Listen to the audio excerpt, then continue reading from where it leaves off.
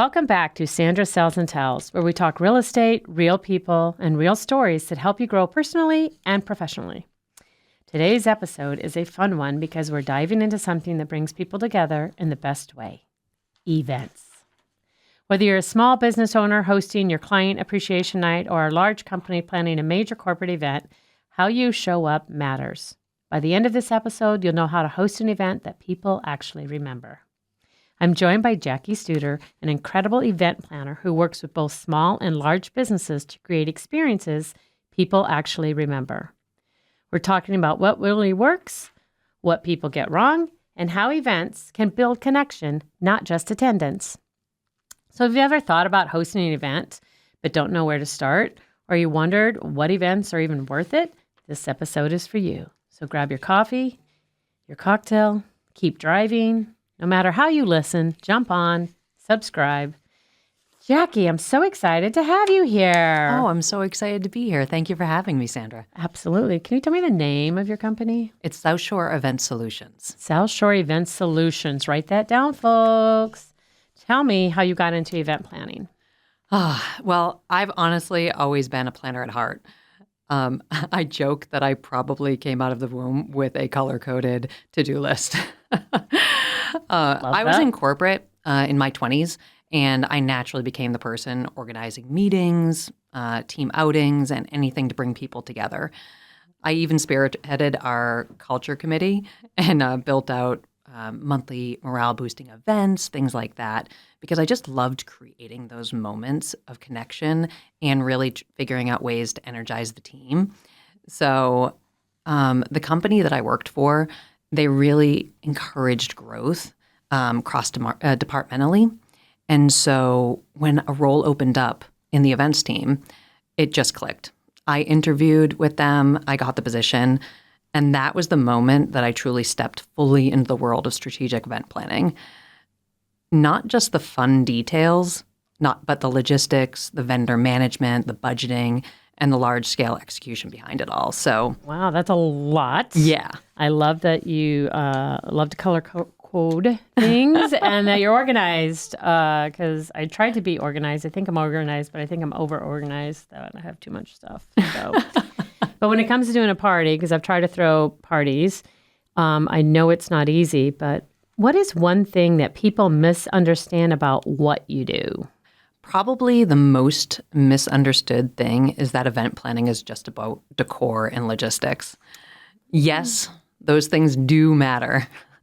But what I really do is help businesses use events as a growth tool. It's all about intention. So what's the goal? Is it the clients? Is it brand awareness? Is it retention, community positioning? An event without strategy is just a party. So what I do is to really help make sure that it's purposeful. I love that. I love that. Instead of, let's just get together. That is fantastic. Which is always fun. But I've gone to some great company parties, and now I know the method behind the madness and what goes into it. So what types of events do you love planning the most? I really love business-driven community events. So things like networking events, client appreciation nights, local festivals. I love a good golf tournament, and I always love a good fireside chat.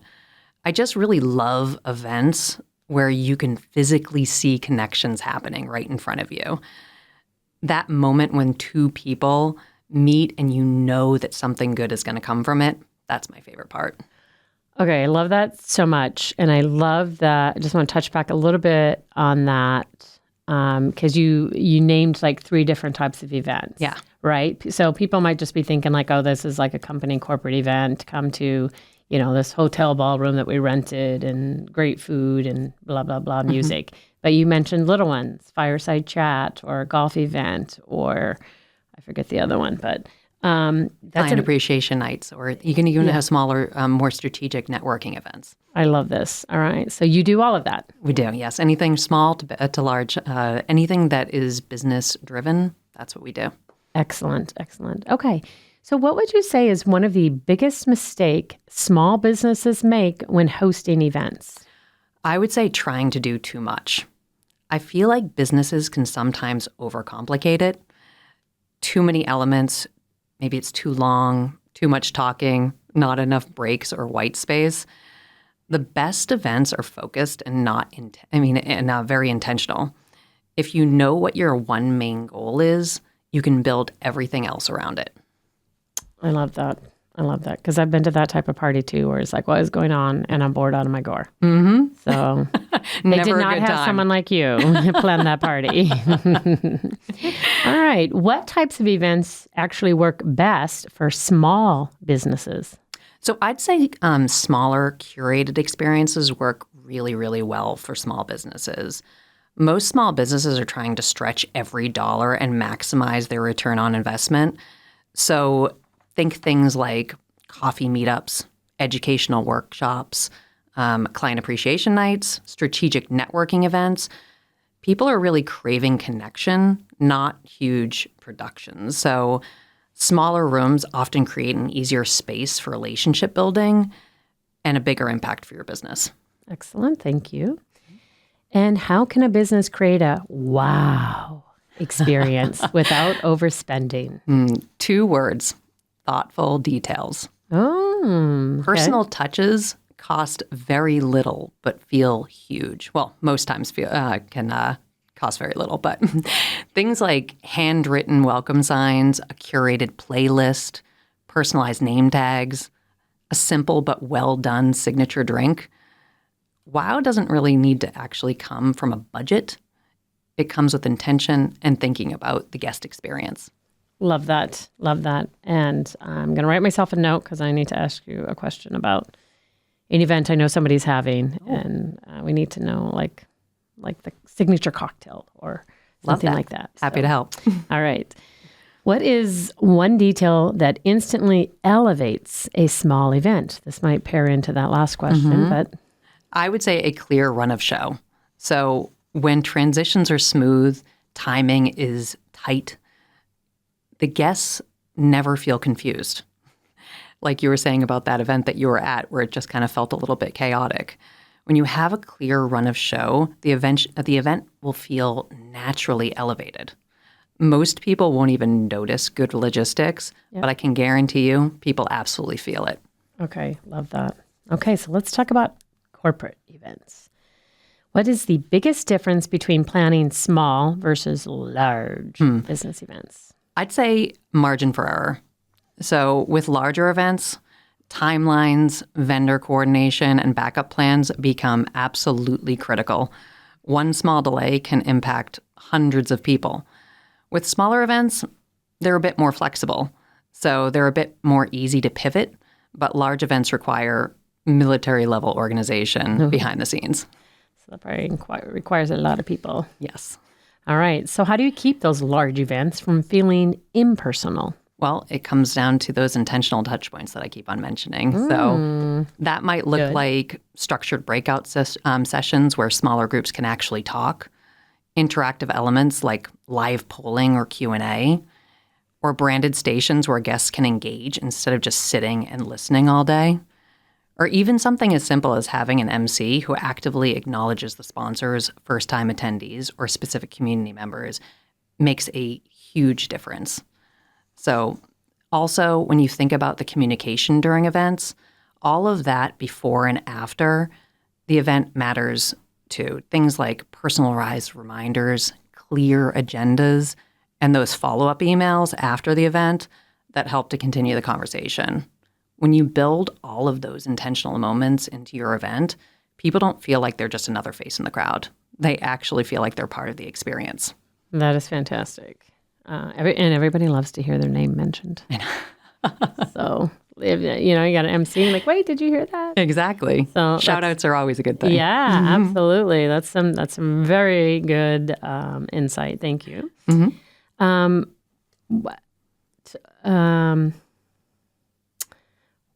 I just ask you this? What's a behind the scenes challenge people never think about? So I would say timing and vendor coordination. Okay. So every single vendor has their own load-in time, power needs, space requirements, and expectations. So coordinating all of that while keeping the client calm and focused is a big part of what I do. All right. Excellent. So many people I know throwing a party get so nervous, like so nervous. So you help take that stress away. That's exactly what my team does. Oh, that's fantastic. Because that's the hardest part. So many people like stress out. Whoa, this could go wrong. This could go wrong. Yes. And it's exactly why, like, so that you can actually be on site and focus on the things that matter, like your client connections, things like that. And that is why we have you. So what is one of the biggest event trends that you are seeing right now? So right now, I am seeing way more intentional community-driven experiences. Finally, right? So I know. Well, throwing a bunch of people in a room and calling it networking just is not working anymore. I'm seeing businesses move away from the hope for the best model and towards more intentional value-driven experiences. So instead of generic events, they're hosting things like first-time homebuyer workshops, curated client appreciation dinners, or invite-only referral partner gatherings. Experiences that truly align with their brand personality and serve their community in a meaningful way. So that's where I see the real results happening right now. That's good, though. People have, it's nice when people are open to change. Yes. And finding what works and what doesn't work for these big events. So what's the craziest thing that's gone wrong and how you saved it? Oh, man. Probably a few things, Yes. but one of your favorites. I have had a lot of things happen for at events over the years, some of them that I can't share on this podcast. Oh, okay. But I mean, That'll be later, know. after dark. I have had things like even just last minute vendor cancellations, timeline shifts, speakers missing flights and needing to set them up virtually with next to no time before event kickoff. Oh my gosh. And honestly, the key is staying calm. Attendees take their cue from you. And if you're calm and solution focused, most people never know that anything went wrong. Very true. And I love it. I love it. And you just said that so calmly, too. Years You of can practice. tell that Years. what you've done. You are so good at what you do. All right. So what's your non-negotiable for every event that you plan? That is a very easy one. It's having a clear purpose for why you want to host your event. Okay. So if you don't know the goal, we do not move forward. Okay. Every decision, whether it's the venue, your budget, your timeline, the programming, it all has to tie back to the biggest business objective. So that's a non-negotiable for me. That's good. So somebody says, I want to throw a party. And you're like, what do you want to do? And you're like, I don't know. My Like, first, what do you want to gain from it? I don't know. yep, You're like, figure it out. Call exactly. And then we can have a conversation. You have to know the goal me back. Okay. of what you're looking for, because then how do you even measure your success afterwards? Yeah. Excellent. Very good. See, you know your stuff. Okay.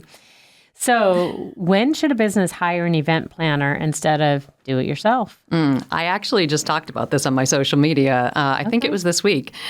And as I had said, there are definitely times when your business can do its own events. But the better question is, should you? Ask yourself, do you or your team truly have the bandwidth to plan this well? Not just book a venue, but manage vendors, timelines, contingency plans, budgets, and all the communications, and make sure that none of the details fall through the cracks on top of your regular responsibilities. And on the event day, do you really want to be the one fiddling with the AV to make sure that the mic is working? Or do you want to be fully present, building relationships, and actually enjoying your event? And the answer to that is no, I don't want to do those other Yeah. things. So I'll definitely hire you for my next event because we do think we can do it ourselves. And we can. You can. But It's there's just just, a so very much other different stuff and you experience. don't get to enjoy the experience yourself. I hope that you take your own advice, though, when you throw a party and you let somebody else throw it so that you can enjoy it instead of doing other things. Because I might say that I've been to one of your events at your place and you did everything. I know, but Like everything. And it was amazing. The food was amazing. The decorations were amazing, like every detail down to the end. And that was just thank like a personal space, was small, a girl thing that we did. And it was so amazing. That's how I got to know more about you and your business. And that's why I wanted you on here to share that, because I saw what you did in your own personal space. So I can only imagine what you do for small businesses or big businesses. So Thank you. I have trouble stepping away from the planner, having my planner hat on. So yeah. Well, hopefully one day you'll throw a party that somebody else did all the behind the scenes. yes, So you can enjoy and immerse yourself I in will the try. event. I will try. I know. It'll be I a know we're our own worst. 2026 goals, right? Yes, at least one. All right. What advice would you give a business owner planning their very first event? I would say to keep it simple. Don't shoot for the stars and try for a 200-person gala for your first event. Start small, define your goal, and focus on creating genuine connection. And then you can build on that success from there. Love it. All right. So where can people find you? You can find me at South Shore Event Solutions. So you can find me online at sseventsolutions.com. And we're on social media on Instagram and Facebook. So call me for anything from networking and client appreciation events to, like I mentioned, community festivals and golf tournaments or internal team meetings and offsites. If it's a business event that needs to drive real results, that's my lane. I love it. I love it. You hear that, people? So you're thinking of something like that, and you want to make connections, give this girl a call. So SouthShoreEvents.com? South Shore Event Solutions. So Solutions. SS. SS, right? That's my initials too, Sandra Smith. But it's SS. It's Kismet. That's right. That's right. She is the solution to your next event that you are going to be having. So, Jackie, thank you so much for being here. Thank you so much for having me, Sandra. It has been a great conversation. I've learned a few things, and I know people are going to walk away with some real takeaways. Before we wrap up, I always do a key of the week. And this week's key of the week is connection over perfection. I love it. The best events aren't about fancy details. They're about how people feel when they leave. And I thought this was a perfect key of the week that I wrote down before I even had you answer all these questions. And it's exactly kind of what you're talking about. It is perfect key of the week. Connection over perfection. I love it. The most successful events aren't about everything being flawless. They're about how people feel when they leave. When you focus on connection, the impact lasts far beyond the event itself. If you've enjoyed this episode, make sure to like, subscribe, and share it with someone who's planning an event or just thinking about hosting one. Thanks for tuning in to Sandra Sells and Tells. I'll see you next time for more real estate, real people, and real Plymouth. Until then, subscribe, like, and keep listening.